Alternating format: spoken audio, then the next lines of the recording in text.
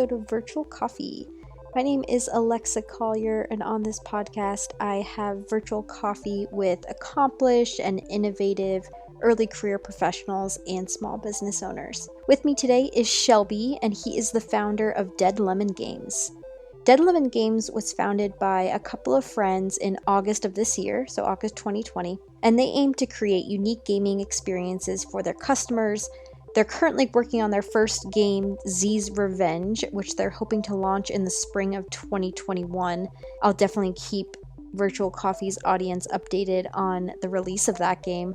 Now, before we dive into Shelby's story, I'd really appreciate if you could rate and review Virtual Coffee on the Apple Podcasts app. You can also follow along with us on Instagram and Facebook. It's at Virtual Coffee Podcast. This episode is a really fun one on a really unique topic of board games, so let's dive into Shelby's journey. Thanks for listening.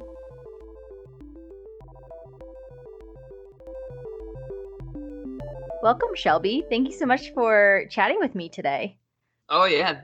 Morning. Thanks for having me. Yeah, good morning to you too. So let's just kick things off and dive right in. I would really love to hear Dead Lemon Games' mission in your own words, and really take us through the journey of where this idea came from to launch this business. Yeah. So how it kind of started actually leads into the mission. I'd always been into board games kind of growing up. Didn't do a lot of like TV and electronics, and my family was always having us get outside, or I had a bunch of siblings and we were always playing board games and doing different things, interacting with each other. And so that sort of like started stemming my passion for board games. And as I got older and I started to realize certain things that interested me more, I don't really spend a whole lot of time in front of the TV and watching a lot of TV shows. I'm usually outside doing things, and that sort of like stemmed me sort of away from doing activities that were fueled by, electronics and electricity, and more like, finding ways to interact with people in those sort of situations when I'm camping, so that went to card games and other tabletop games to sort of fill that time and help us sort of interact with each other and not get bored if we were stuck inside doing whatever. And so that sort of led to me just being really into board games. As I matured and got older and sort of developed as an adult, I sort of realized how important board games were to people in general, and how they sort of fueled different sort of interactions and sort of fueled these different levels of creativity and engagement that were very healthy for people from what I saw. I have a little bit of I went to school for public relations and a little bit for sociology.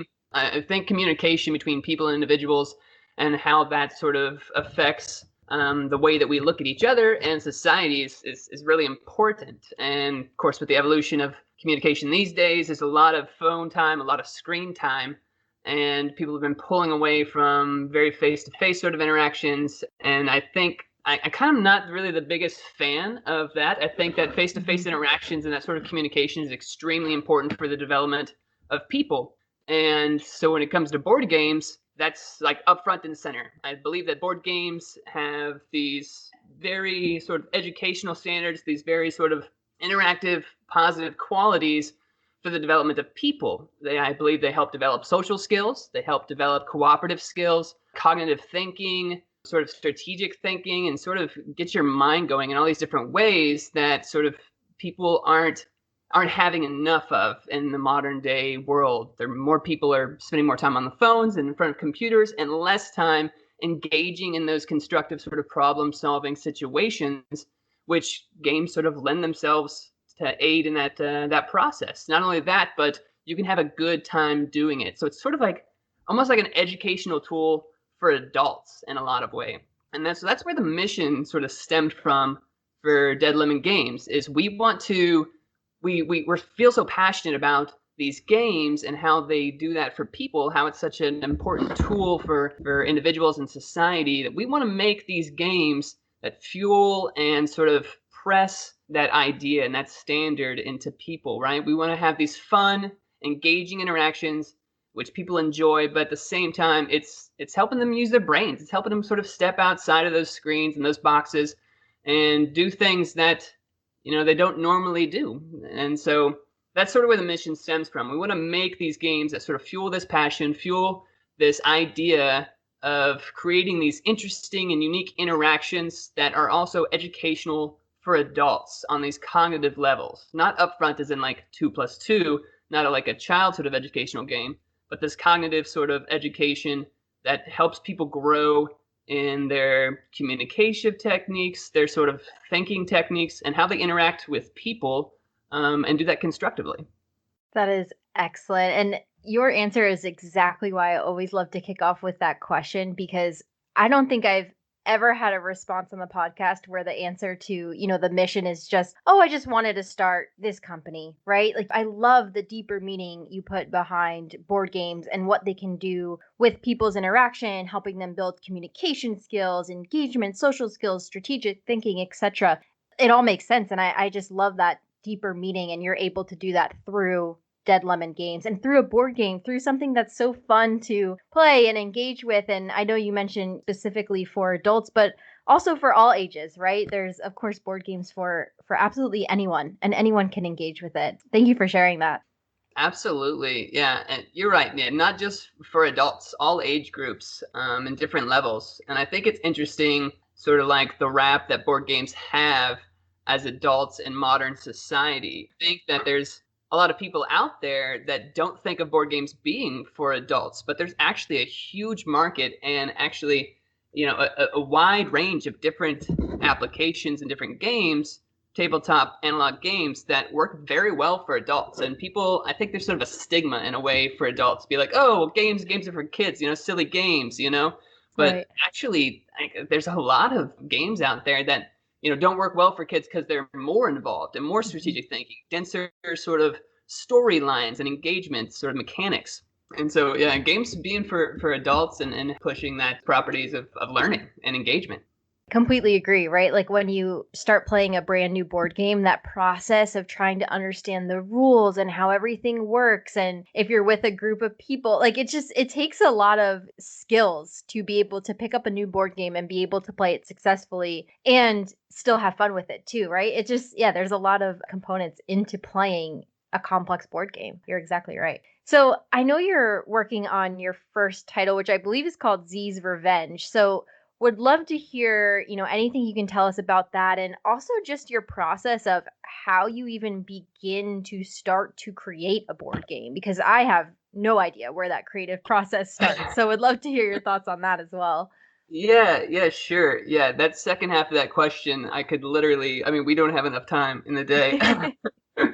But yeah, so Z's Revenge, yeah, our first title that we're planning on launching in the spring via Kickstarter. It's a zombie themed game, and it's a tabletop game. It's got a board. It's played with 1 to 4 people, and the game is interesting because we're trying to make it a very diverse system, and have high levels of replayability, and sort of adaptable to a number of different play styles and number of people. So it's zombie themed, and we're trying to do some unique and different things with it, and create a really nice system that has high replayability and also is very dynamic and is attractive in zombie theme. This may be it's not really off topic, but the market for board games, there's themes, and some of them are really flooded. And zombie theme, as you might know, has been really big over the past years. And some people would say that the zombie market is flooded. So creating a product in the zombie themed in any market right now can be kind of difficult because everyone's doing it and it's kind of been done. But that doesn't keep people from like hopping on board with them, because you still have a lot of fan base. So with Z's Revenge, we're flipping the antagonist and the protagonist for the game, which means you play as a zombie, and your main objective is to move through this town, this board system, and you are going up to individuals, up to the living people in the town, and you are trying to bite them and infect them, and therefore you make them your friends. So you're causing havoc in town, you're biting these other people, and you're infecting them. And when you infect them, they become a zombie as well. So you take them and they become what we call your friends. Why I keep saying your friends is because we're also framing the game to not really be, it's not framed as a bloody, gory, sort of realistic zombie game. It's a really light-hearted title. It has a lot of humor involved with it. And the premise of these newly sort of turned characters, these zombies, is that they're trying to cope with this new thing of what they're feeling, and they're trying to figure it out, and they're lonely, and so they need other people like them. They need friends, and so to do that, they must bite and infect other people. So the game is not about attacking and killing individuals. The game is about like biting, infecting, and making new friends, with the whole zombie theme. So that's the title, and that's basically the general gist about it. You can do 1 to 4 players. It has a co-op mode. It has a competitive mode where you Oh, basically cool.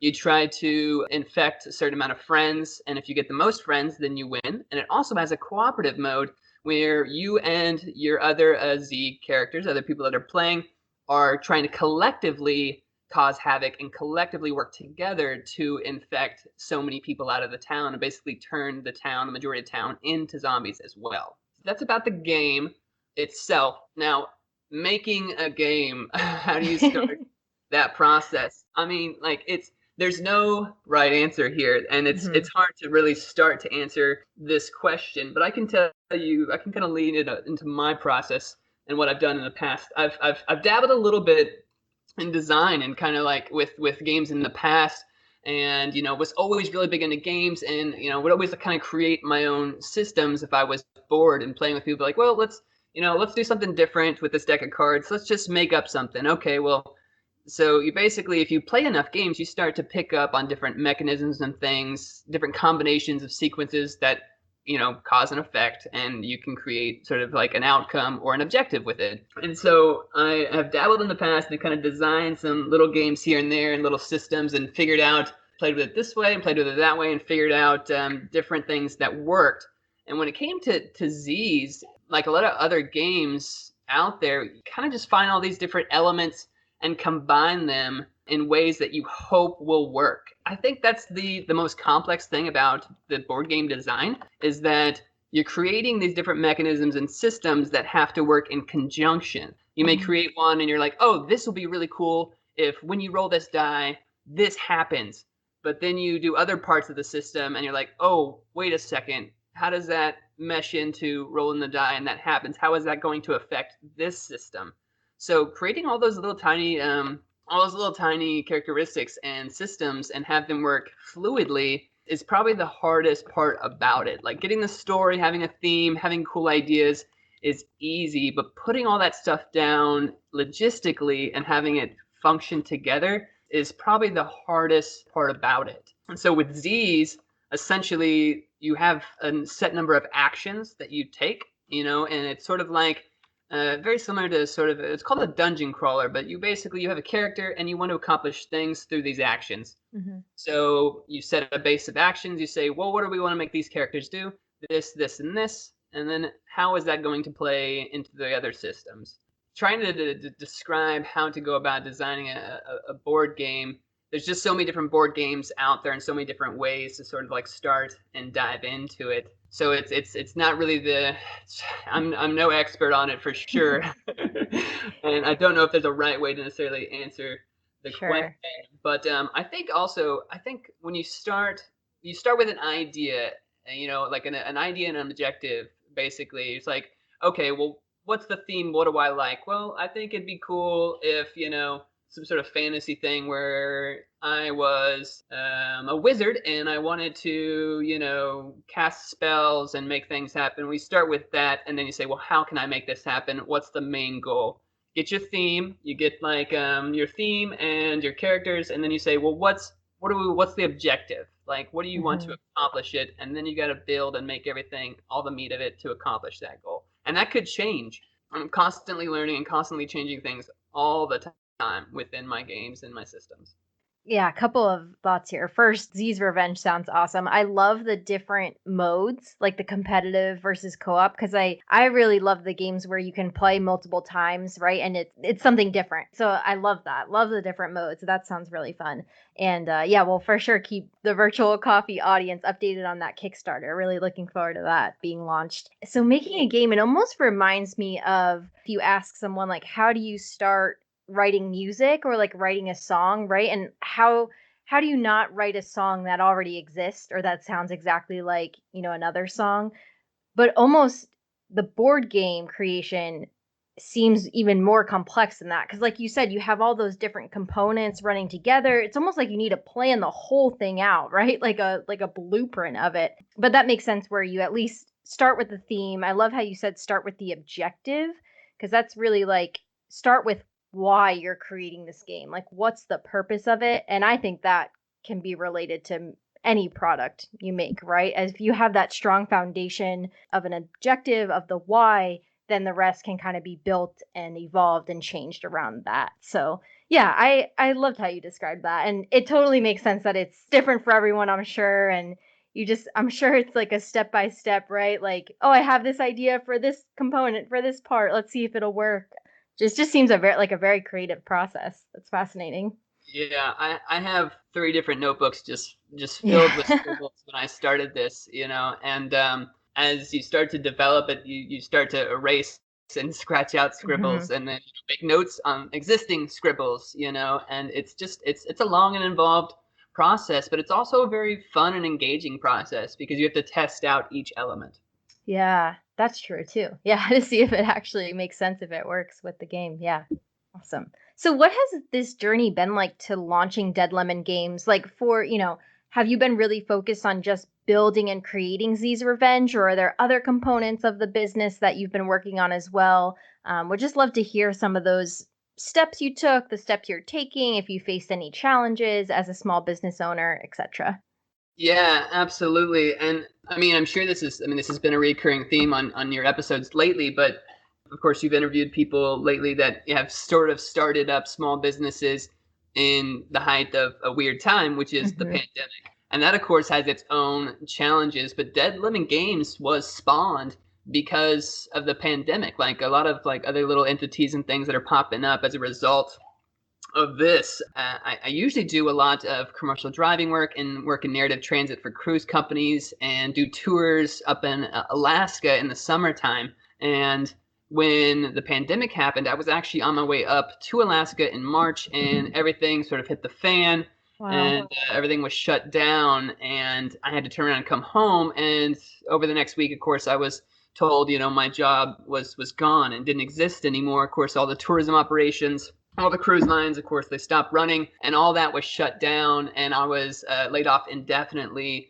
from that operation. Just shortly after that, and so I had sort of all this time. Of course, there was a lot of time going on, and people were thinking and freaking out and trying to figure out what to do with themselves. And I was unemployed, like a lot of other people at the time, and so I decided just to help keep my spirits up. I was going to focus on things that creative outlets. I like to focus on my creative outlets in a lot of my downtime, especially if I'm sort of stressed out. And so I was like, well, I had this idea for this game. Well, I have all this time. I wanna like really kind of focus on this. I have this time to do it. I want to be engaged. So let me just I'm gonna work on this for fun. As the game developed, it got to the point where I was like, okay, like this is pretty solid. And one thing about when you designing a game or designing a board game is you basically have 2 routes if you want to do something with it, right? If it's a Hmm. hobby, you get to the point where, okay, well, this is fun, but am I going to do something with it? And there's 2 routes. You go to a publisher and you pitch the idea and you hope that they buy it. And that's sort of like that's one route. And with that, it has its pros and its cons. The biggest pros are things like then your hands are off. You ain't got to do anything else with the business aspect. They take it, right? The cons are usually with your especially first couple of titles, you're basically going to be making pennies on the Hmm. percentile, so maybe like 8 to 10%, right? Royalties. And then they also have complete creative control over the product once they buy it, which means everything, the theme, mechanisms, everything can be changed. Huh. And you may not even get your name on the box, right? So you may not even get a designer or artist credit for that product. So there's pros and cons there. The other thing you can do is you can self-publish. When you self-publish a game, you basically take on this business, right? The game is no longer just a fun design hobby, and you sell the idea and everything off to somebody and all its mechanisms. You basically, when you self-publish, you have to start a business. So you have to form an LLC, form a Hmm. business to launch that product under, and you have to find a way to launch and produce that product. So basically, that game, instead of this fun hobby, becomes this very time consuming, very involved process. that's the business part. Like that's Dead Lemon Games. That's how it started, and it's a full blown sort of business now. Well, I decided after I was gonna pitch it. I was gonna pitch the idea and just do that, but I played it with a couple of good friends, a lot of encouragement, and I thought about it really hard. And I was like, you know what? Like, with the amount of time I have, this point in my life, I should give it a shot. Like, if, I have all this time and energy right now, and I'd like to put my best foot forward, give it my all, and say that I did it. Like, if I'm going to pick a time to do it, now should be the time. And if it doesn't work out, then it doesn't work out. But if, and I can say, well, at least I tried my hardest and put my best foot forward. And if it does work out, then beautiful. I will turn something that has always been a strong passion of mine and make it a career, right? And that's what everyone is seeking. That's what anyone was looking for in a career, is basically to stem from something they truly enjoy doing for a living. And so that's sort of how Dead Lemons has spawned and sort of come into that. With that, since I'm self-publishing the board game and formed this business, Dead Lemon Games, to launch it, the biggest challenge for this is that we basically have to create all of this hype and audience and all of our clientele.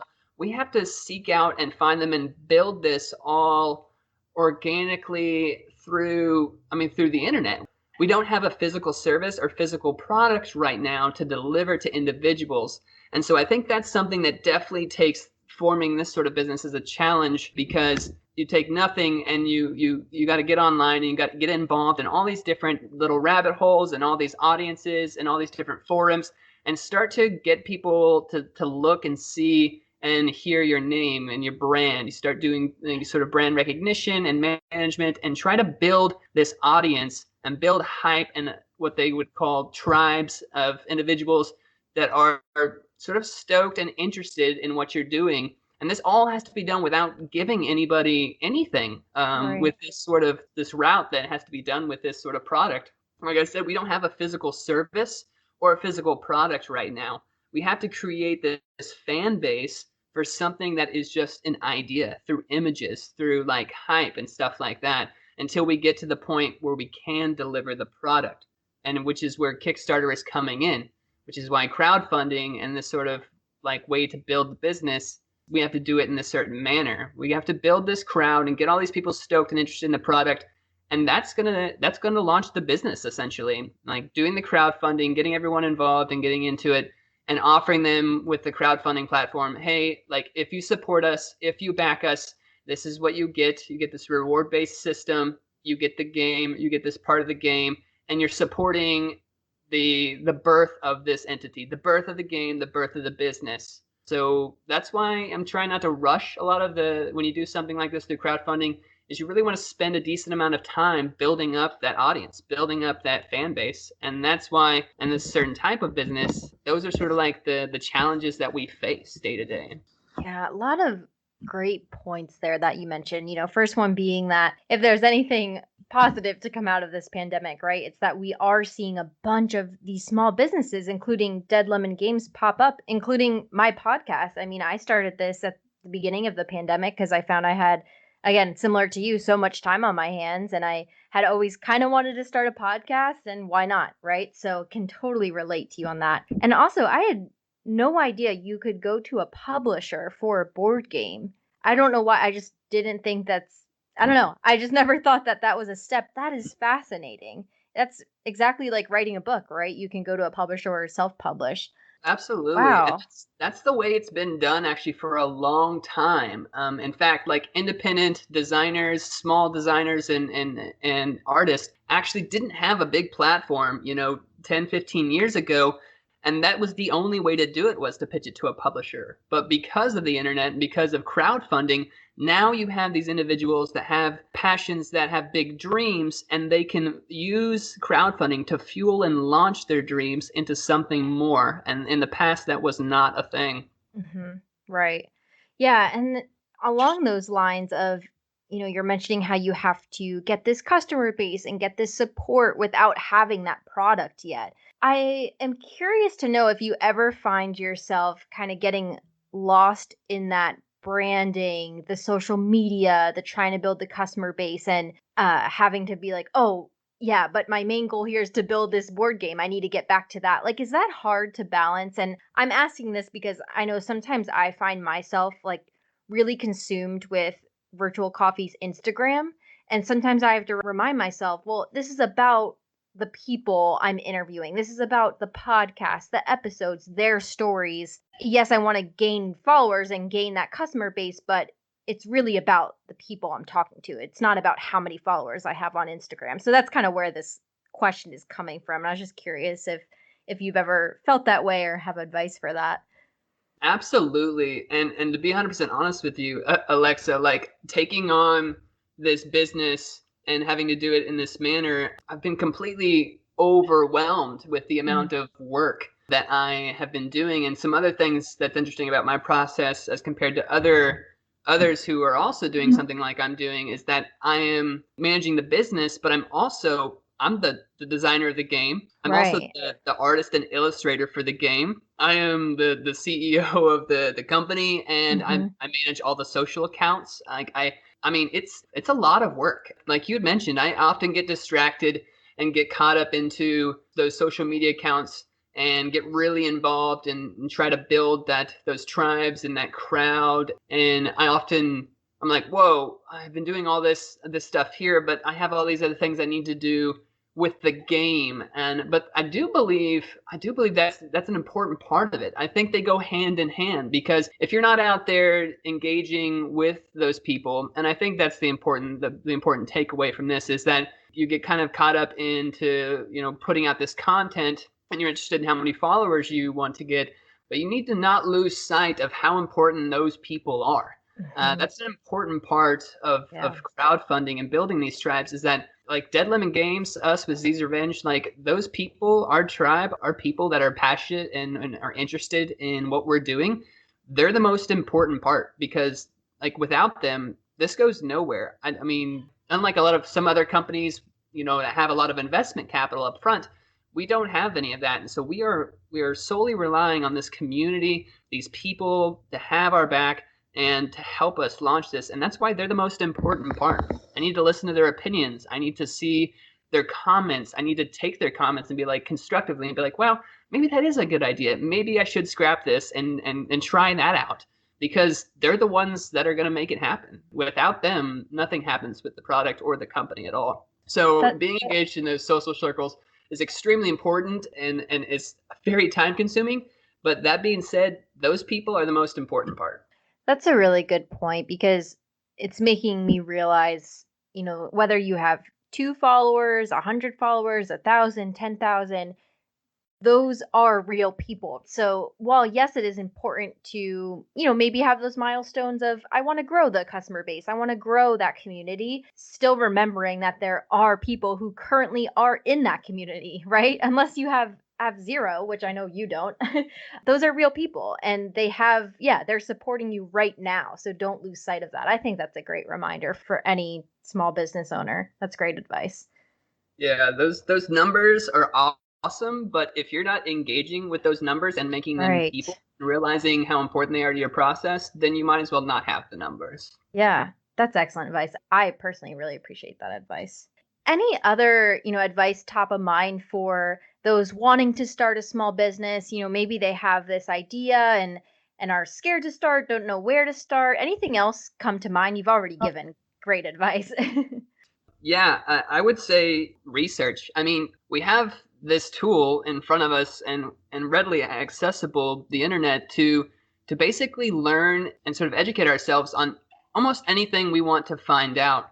If you have an idea or a passion and you want to take it and turn it into a business, or at least explore what it would be like to start that business, get out there and do some research, look into it, find people that have done similar things. Try to look at also, you gotta think about the nitty gritty and the things behind all the glamour and the fun things with the business. You have to think about logistics, financing. What are you trying to accomplish long term? Is it just do you have this small idea and you actually don't realize what it might take to fully develop the idea or move into the next stages? Get out there and really look into it, dig deep and research and find out if it's something you really want to move forward with. you may discover a lot of things about what you're trying to do that you had no idea was going to be a part of it. That's definitely something that with me helped me decide if I wanted to self-publish or if I was going to go to the publisher.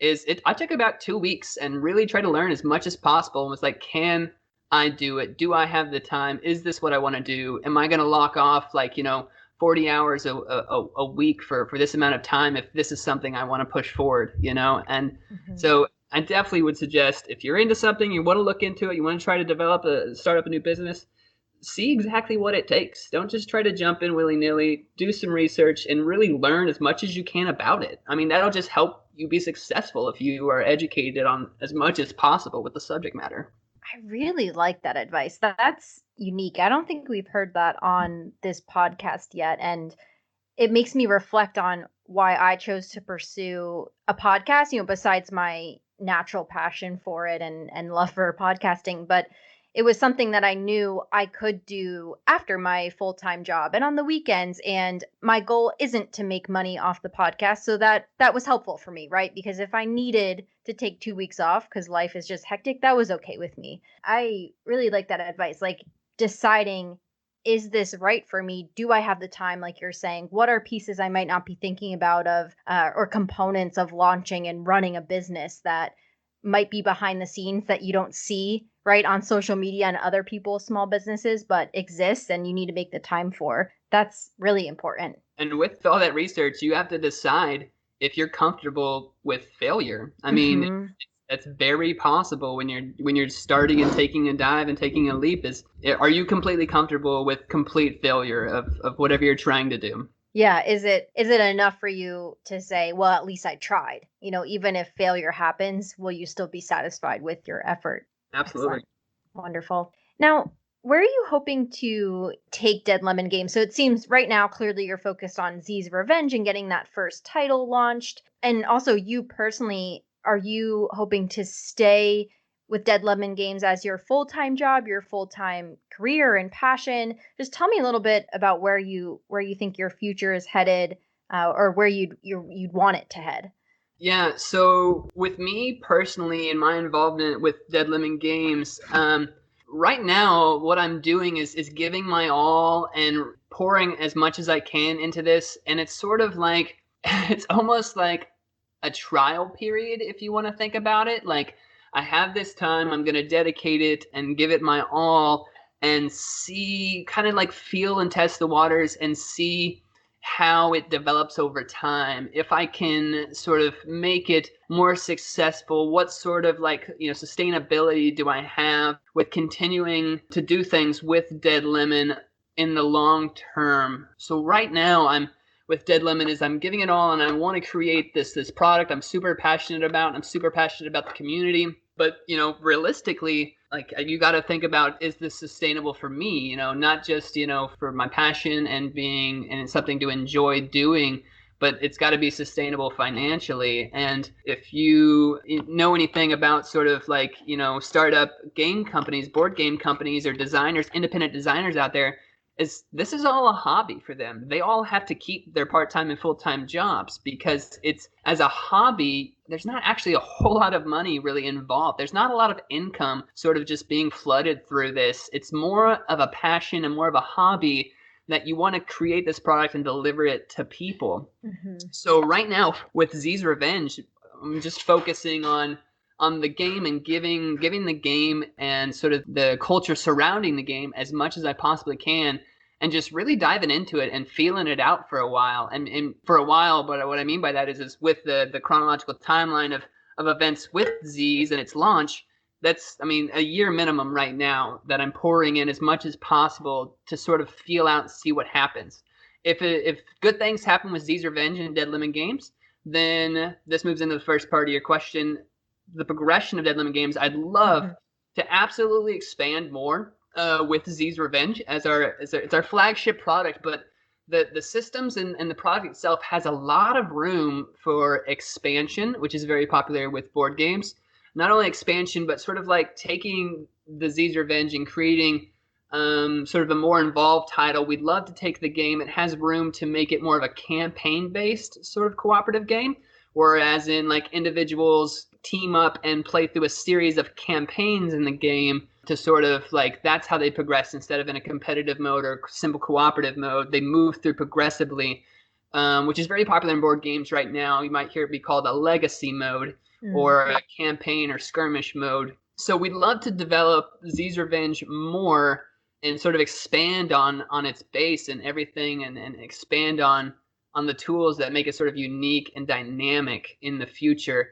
And beyond that, if Dead Lemon is successful with that, and we start to sort of really build up a brand name and build up sort of a presence with Dead Lemon, other titles in the future being released would be obviously absolutely ideal. I do have some other games on the back burner that, of course, are just like dry ideas and little prototypes here and there. But working on developing other titles and pushing those out through Dead Lemon Games obviously is the dream in the future. So that makes sense. And do you know of small businesses, small board game businesses who do make that their full-time job, career, etc.? Or like you're saying, because of the nature of it, it does really be that side hobby, side project, and that, like, is it more only if you're part of like a big corporation, or are there, small time board game businesses who that is what they do?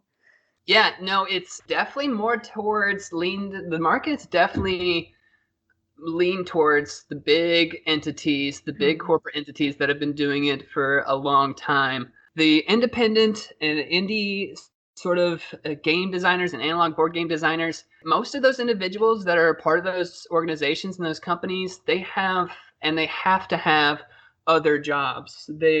Interesting. They have other jobs to help them sustain, but they're so passionate on the hobby and the culture that they want to keep doing and developing and pushing out their products and their games. It's like their life's hobby, their most passionate hobby and thing they like to do. And it's really, really hard there's so many little board game companies and startup indie board game developers that push out, a game a year that, you've never heard of. And the market is huge. And the majority of the market, especially for independent designers and small indie designers, is all through the internet. They're not getting distribution deals. You're not seeing the games on the shelves in stores. You see the same companies and the same games year after year on the shelves in stores. Now, you may get like 10 to 30 new titles each year that you're like, oh, I've never heard of this game, but it's by one of those bigger name companies because they can push out multiple titles, a year. But that's it. You have to think about that number that you see on that shelf and compare that to the number of how many small independent board game companies there are and how many small board games that are pushed out in smaller quantities and numbers through the internet. You're talking about looking at the store and seeing, maybe 50 titles on a big end when you compare that to maybe 50,000 titles on the internet. Yeah, the board game market is just now fascinating to me. It's something I never thought about, and yeah, just how hard it must be for these smaller board game creators trying to enter that market when you have these big corporations, like you said, just pushing out titles. And yeah, that's interesting. That's fascinating. I'm just trying to think, like, the board games you see on Target shelves, right? Those are probably all big corporations, right?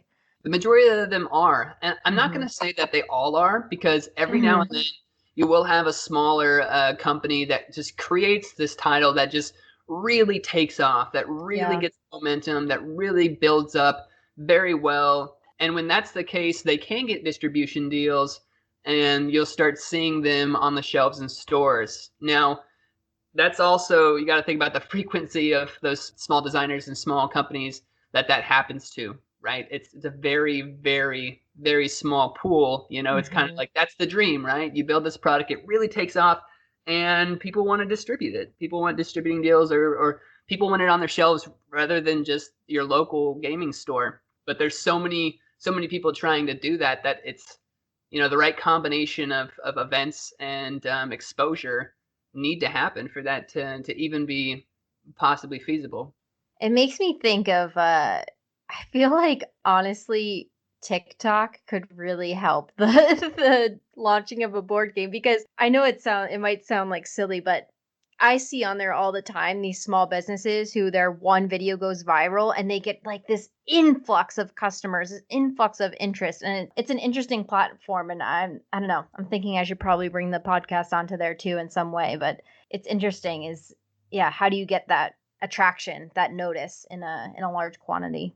You're absolutely right. And in fact, I've been meaning to explore, TikTok and some other options to sort of push out content. Ironically, I listened to a podcast just yesterday. It's called Funding the Dream. It's about Kickstarter, but primarily Kickstarters revolved around board games. And he was interviewing a company and a gentleman who works on helping people with campaigns.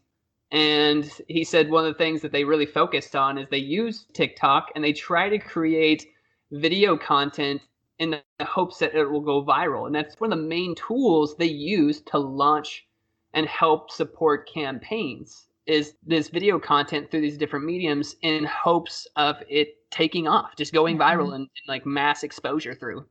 Right. And what's great about TikTok for small businesses actually is really anyone can go viral. Like it's not like the Instagram algorithm or I don't know what the Facebook algorithm is like where it's like a bit harder, right? You almost need the followers in order to go viral, but TikTok really anyone can. And yeah, I could totally see, like you filming or like putting out videos of the process of creating it because I think this is something a lot of people don't know about and would find fascinating. So, yeah, that'd be an interesting avenue to explore. Well, look for us on TikTok soon. Yes.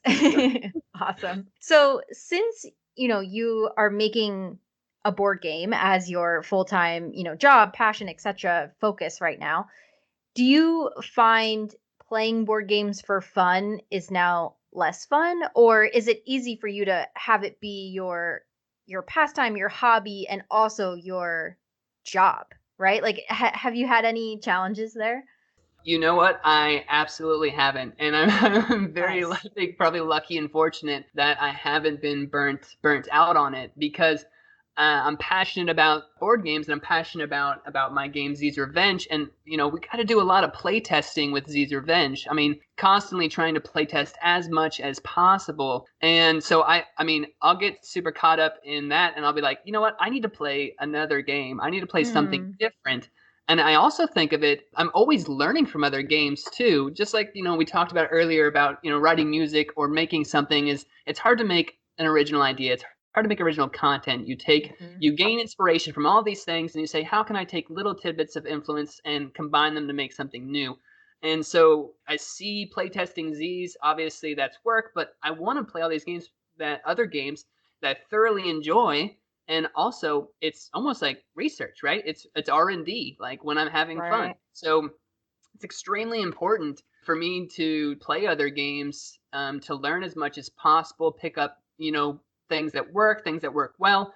And I do find myself extremely lucky that I still just enjoy those things just as much as I did before starting to make Z's. So yeah, I'm definitely count myself lucky that I still have just the same amount of passion for playing other games as I do, my work, which is like, constantly consuming me. Yeah, that's great. Yeah, and you're right. It is like R&D and I love how you stated you gain inspiration from all these different places and then you turn it into your own idea. That's very true. Like what idea is actually purely unique, right? You are always gaining inspiration from everything and there's nothing wrong with that. That's awesome. Yeah. Oh, absolutely. Most people go their whole lives without an original idea. I mean, Yep. that's just it. I mean, there's no getting Yeah. around it. Yeah. No, exactly. Awesome. So my last big question here for you, Shelby, is in this moment, when I ask you this right now, what is your proudest accomplishment? Now, this of course can be related to Den Lemon Games or it doesn't have to be at all. Just the first thing that comes to mind, what is your proudest accomplishment? My proudest accomplishment, just like it's not directly related to Z's, but I think it's directly related to in a lot of ways to Z's and other things in my life is, and it's sort of something that developed over time, and it's basically my realization that I'm basically here to enjoy this existence as much as possible through any means before I leave it. And sort of developing that like idea and that sort of mindset has sort of helped me focus on things that make me happy, focus on things that don't deliver as much stress, and also help me focus on things that, maybe outside of the box or maybe high in risk factor, right? So like if I'm focused on experiencing as much as possible with happiness being at the core, then I can do things like focus on my passions and try things like building this company and building Z's Revenge, and know that like it's what makes me happy, and that's the most important thing for me in this existence. It took a lot of time for me to like come to that realization, but it's definitely something that drives me in everything I do. And without that sort of that meaning and that thought at my core, Dead Lemon Games would never have happened. My sort of fulfilling things that make me happy with travel and playing games with other people wouldn't be at the forefront of my existence. It would be more of sort of a normal sort of like, 9 to 5, this is the routine sort of mindset. So I'm very lucky I was able to sort of search that out, find that, become at peace with this is how I want to live, and this is what's important for me while I'm here. I think we all need to embrace that mindset. And another good thing about the pandemic is it is making us all pause. Most of us do have more time on our hands, and I think it's important to take that pause and think, is what I'm doing right now my passion? Is it fulfilling my needs? Am I enjoying it? And if not, how can I adjust that? How can I change that, right? It's just important to do that reflection, and I love how you stated that. That was beautifully stated. And that's an awesome accomplishment, Shelby. Thank you. It makes me very happy. Excellent. I'm glad to hear that. It's making me smile over here. Excellent. Well, that is a wonderful way to end this episode. Now, before we end things here, where can people find you and Dead Lemon Games? What are the social medias, website, etc.? Yeah, absolutely. We have the website up and going. There's a lot of things going up, a lot of things going on the website. It's just www.deadlemongames.com. Of course, you can find Dead Lemon Games on Facebook. We have a Facebook page there, and we also have an Instagram account as well. And we're probably most active on the Instagram, but we're about to be a lot more active across all of the platforms here in the next few months, for sure, as we move closer towards the launch of the product. Yes, spring is kind of coming up, isn't it? Like it's going to be here before you know it. That's awesome. Yeah, really looking forward to hearing more about Z's Revenge and seeing more from Dead Lemon Games, of course. And I hope everyone checks them out on those social medias and at their website. And thank you so much for speaking with me today, Shelby. I really enjoyed our conversation. Yeah, no, it was really fun, Alexa. It's also going to sort of fuel my inspiration for the rest of the day, sort of thinking on some of these things you made me sort of dive into. I'm kind of stoked for it. So thanks so much for giving me this opportunity. Of course. Yeah, I'm feeling it too. It's a great way to kick off my Saturday morning. So thanks so much for the advice and insights. Absolutely. Thanks for having me.